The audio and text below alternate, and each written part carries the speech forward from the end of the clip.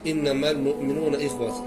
Həqiqətən möminlər qardaşdırlar dediyi zaman Allah Azza və Cəllə qardaşlıq əlaqələrinin içində nəsihət bölməsindən keçməsindən dolayı zikr edirəm bunu.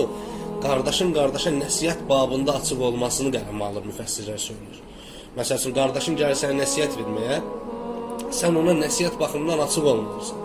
O səndə təkəbbürlü, o səndə kibiri, o səndə riyanı, ucubu hiss etmədən gəlib sənə rahatlıqla sən onunla qarşı heç bir acı söz söyləməyəcəyini bilməsi, bunun müqabilində sənə nəsihət etməsindən dolayı artıq rahat olmalıdır. Gəlib sənə deməli ki, qardaşım, cəmaət içində səsə qırağat çəkməlidir, təksənsə elə həmən yerdə. Allahdan qorx, olduğun yol müsəlmanın üzərində olacağı bir yol deyil. Və sən ondan bunu qəbul eləməlisən. Necə ki, sələfin salihi necə edirdi? Məsəl üçün, insan o qədər nəsiyyət açıq olmalıdır ki, o qədər fəhim pəncərəsi açıq olmalıdır ki, bu baxımdan, hətta birisinin lisani dildə gəlib ona söz söyləməsinə ehtiyac duymamalıdır.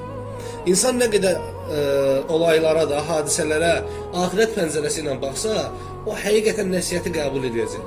Həqiqətən Rəbbindən olduğunu biləcək. Sənə gəlib bir qardaşının deməsi də ondan deyil, əslində Rəbbindəndir. Onun qəlbinə Allah Subhanahu sənin sevgini saldı ki, o gəldi sənə danışdı. Yəni bunu bilməlisən. Yoxsa qardaşın sənə nəsihət eləsin və yaxud da nəsihət eləməsin. Bunu etdiyi və yaxud da etmədiyi təqdirdə onun nə mülkünə artar, nə də azalar.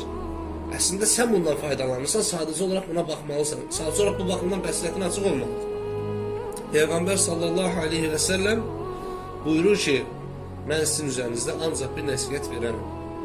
Allah Subhanahu da başqa bir yerdə buyurur ki, sən onların üzərində ancaq nəsihət verərsən. Yəni gözətçi deyilsən. Onları güdən deyilsən.